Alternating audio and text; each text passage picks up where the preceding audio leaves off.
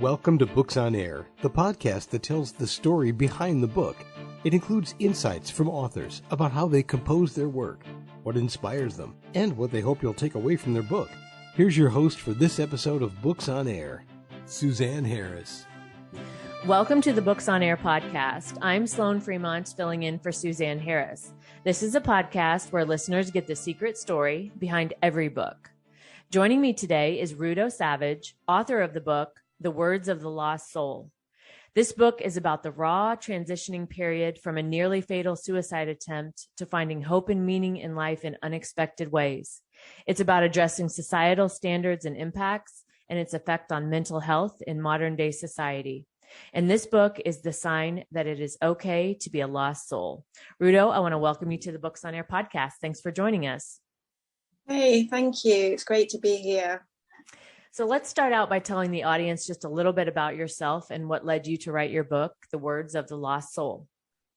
Sure, yeah. So my name is Rudo. I'm 31 years old. I'm from a small city in the UK called Lincoln.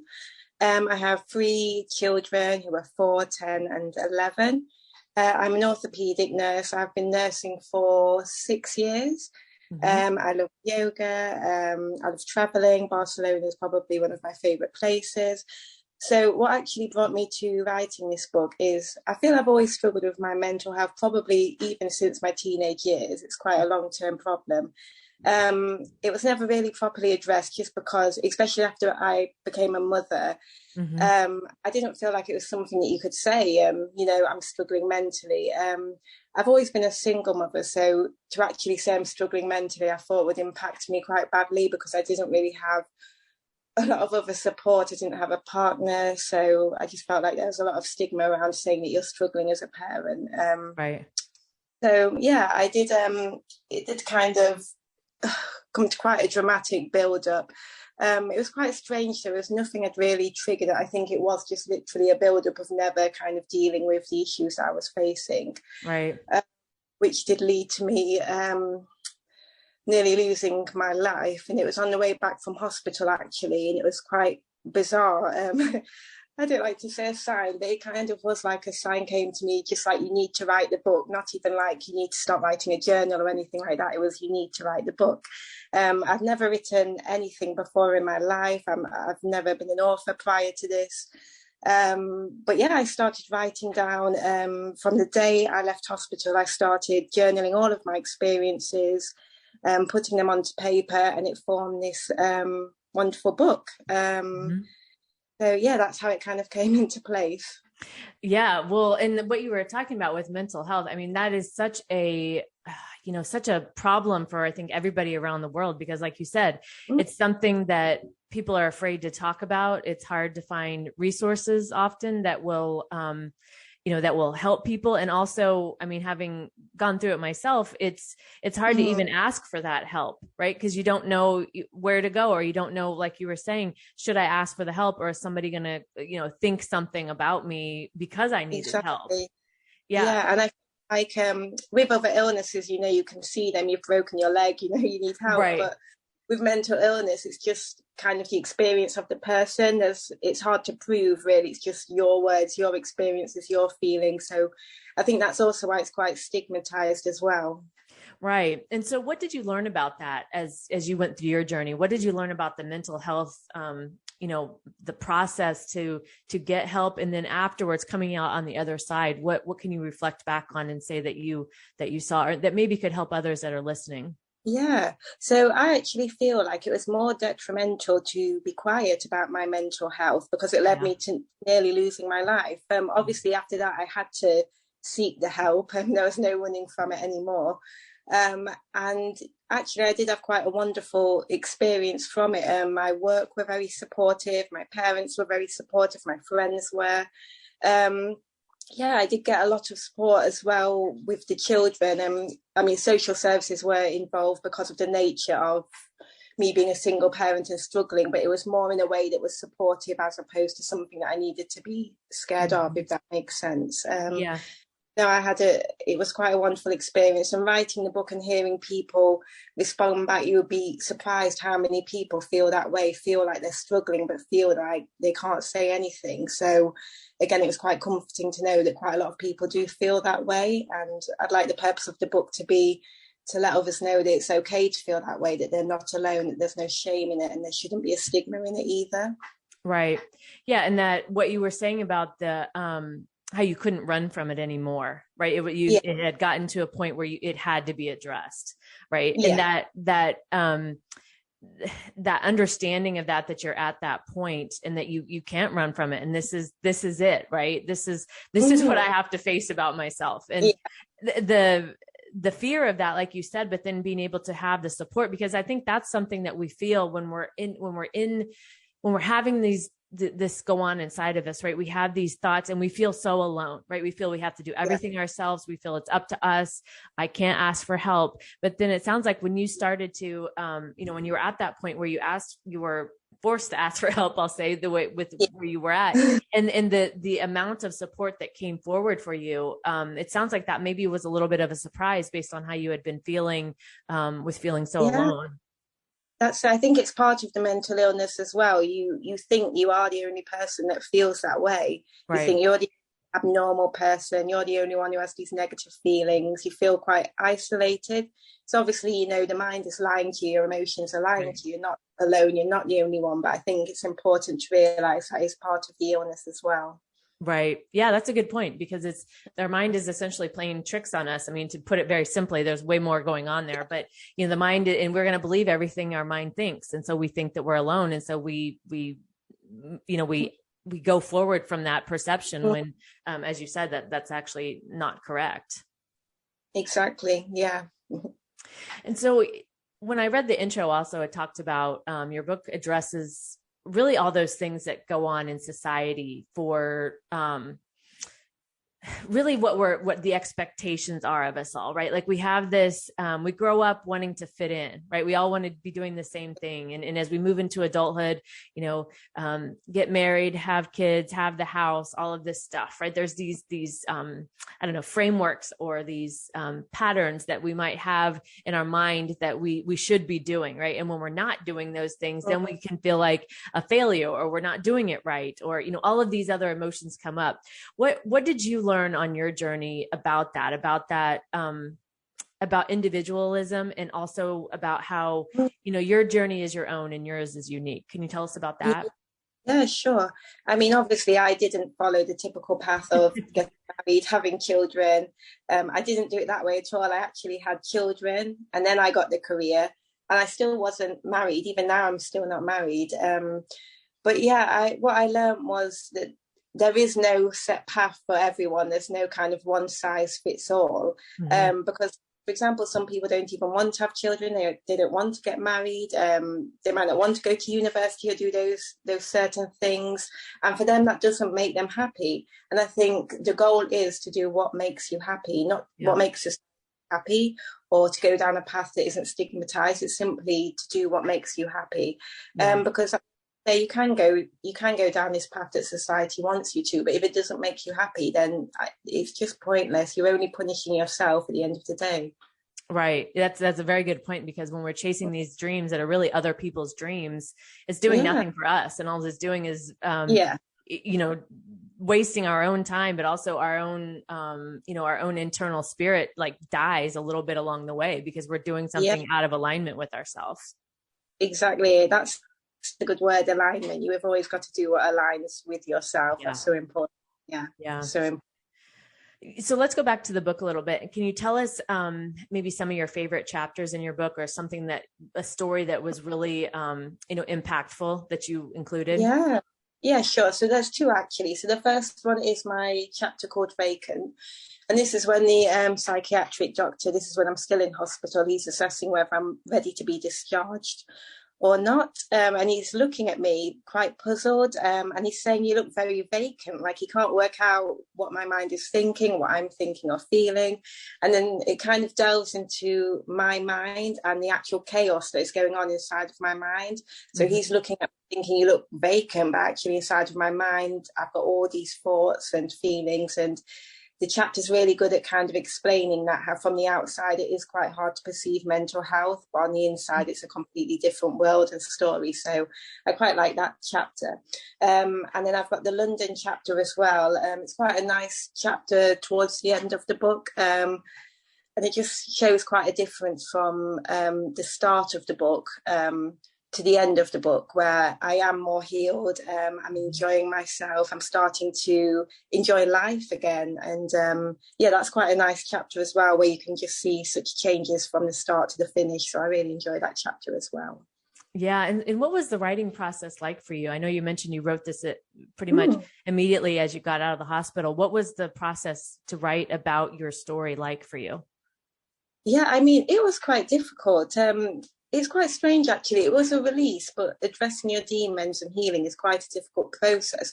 So a day after I left hospital, it was, I did have quite a routine, actually. I would kind of wake up. I didn't really eat when I was quite unwell. So I'd wake up, I'd try and eat breakfast, but I couldn't really, and I'd do some writing.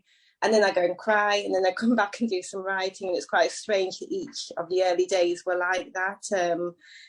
But like I was saying, towards the end of the book, when you see the more brighter chapters, it is amazing to see the healing process. But yeah, I mean, it was difficult at first.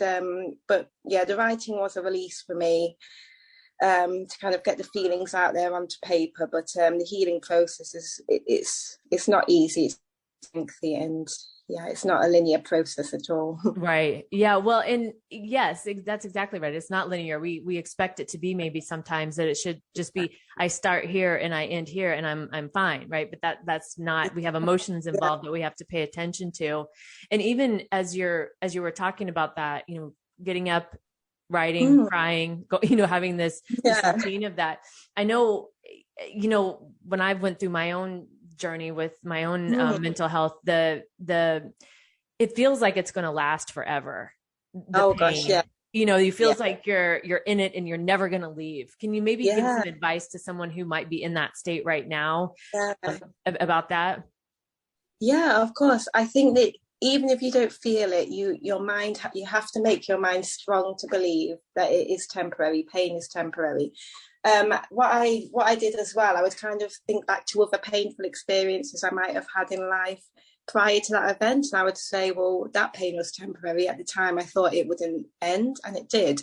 And it's the same for any pain we have in life. At the time, we might not feel like it's going to end, but it will do. It absolutely will do. It's just about making the mind stronger than your feelings. So always train your mind to believe that the pain will end. Train your mind to be positive at all times, regardless of what you're feeling, and you will get there. So it's not easy. I'm not at all saying it's easy.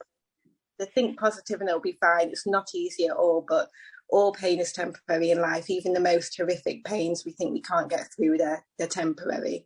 Yeah. Well, and I also hear with your story that you have the dedication to yourself, right? You have the dedication to get up every day, write what you were going through, experience the emotions, because for anybody who's been sad, there also becomes a point where you're tired of being sad, right? You're just tired of crying. Like you just want at least some other emotion to be available to you. Yeah. But what I'm hearing in your story too, is that dedication to yourself to get up and go through it, right? Because we can't go around it. We want to maybe, but that doesn't work. That never works. So that dedication you had to yourself to go through it and your willingness sounds like, that's to me, a big part of being able to move out of that pain that feels like you're there forever onto something new. That's it. Yeah. I think that the thing is with change, you can't force it to force it to happen. You have to be ready for it to happen. Yeah. And for a lot of people, that's when they really do reach the lowest point. But you have to be willing to change for yourself first above anyone else. When people say, I want to change for my family or friends. Yeah. Have to want to change for yourself, otherwise it's always going to fail. You're always going to relapse. So you always have to be ready to make that change and be ready to make that change for yourself. And that's when you see progress and things start to change around you as well. Yeah, because if you're doing it for someone else, it's the same as living the life for someone else, right? You're following something, it's for you. It's got to be internal for you. That's the most important. Yeah, for sure. What surprised you the most about your book? I think actually I was quite proud at how well I wrote it actually. It was kind of like learning a skill that I never knew I had, if that makes sense. Yes, it does. Yeah. And obviously the feedback that I received was amazing. It wasn't simply, a book that people just enjoyed reading. It was something that really resonated with them and helped them as well. So that felt like an amazing achievement also. Yeah. Yeah, I've noticed on Amazon you have a lot of great reviews, and it's been very impactful for people. I mean, the reviews are amazing. And I think what you were talking about, you had never written before, and you were compelled, drawn, there was energy inside of you that wanted you to get this information out. And especially when you're doing something new, it's like you have all this freedom because you don't know any rules, right? You don't know, nobody's ever told you don't write this way or don't write that way. Right? You get to have complete freedom to write how you want. Yeah, that's it. That's exactly true. I mean, luckily I had a great editor who did help me along the way, because like you're saying, it was all new to me. And my sister-in-law as well, she had recently published a book, so she was also a great guide. So luckily I did have the help and support. But I'm really glad how it turned out, considering how this was, all new to me. Yeah. So we talked just a little bit about belief, and you were talking about, the training our minds to think on the more positive level, because I think, again, it's important to remind ourselves every day. I do this every day, and every day I remind myself of it. I feel like I'm shocked by this, but we don't have to believe everything we think. Right. I remember when I first realized that I couldn't believe it. I was like, surely my thoughts are true. Yeah. But I still find myself every day I have to remind myself of this. And for some reason, I'm still like, it still shocks me that I don't have to believe my thoughts, right? Especially those powerful ones that are so emotional. So we talked a little bit about the power of belief. Can you talk about how belief has impacted your journey? Yeah, well, I mean, even just taking the steps to do something, to believe in myself, to do something I hadn't done before.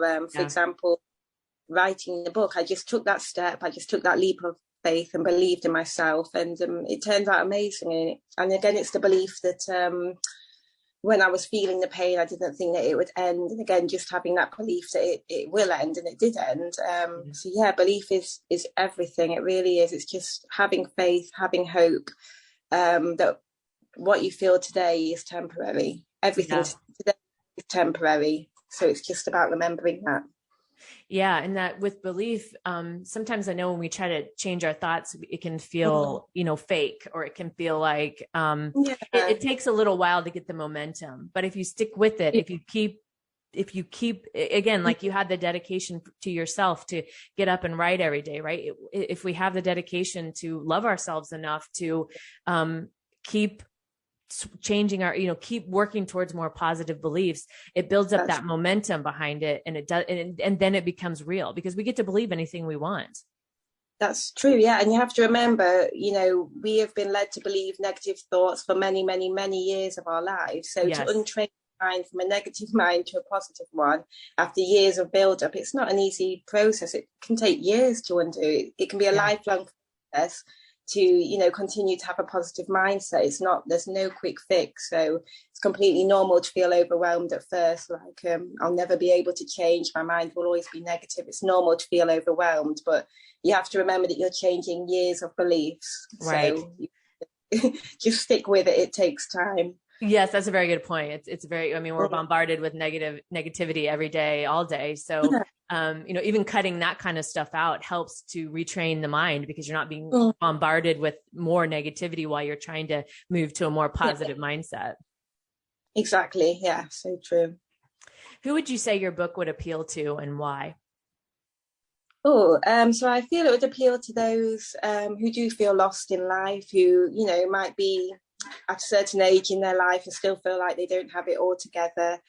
So it might appeal to those who feel lost, also to those who feel like they lack purpose in life.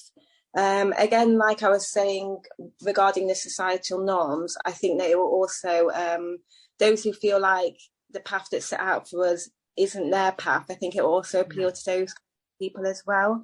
So mainly those who feel lost, those who feel like they have no purpose, those who feel like societal norms don't fit into their kind of alignment, And again, those who have little or no hope, because I felt like that. So I feel like my book could provide them with a very important message that will also help them. Yes, right. My guest this week has been Rudo Savage, author of the book, The Words of the Lost Soul. Rudo, I want to thank you for joining us this week and sharing your story with us. Thank you so much. It's been great being here. Thank you. Yes. And before we close out today, what do you want the readers to learn or take away after reading your book? Well, I would say an important one is just continue to believe. Hard times do not last. So just continue to have belief. And I just want you all to know that you are enough as you are. There's nothing wrong with you. It's completely normal to suffer with mental health. It doesn't make you less of a person or a bad person. Please seek the help if you need it. But yes, you are enough. You will get there. Just give it time. Yes. Thank you, Rudo. That's such a powerful message. Thank you again for joining us today. Thank you so much. You can find more about the book, The Words of the Lost Soul, on Amazon, and I'll link to the book in the show notes, so be sure to check us out.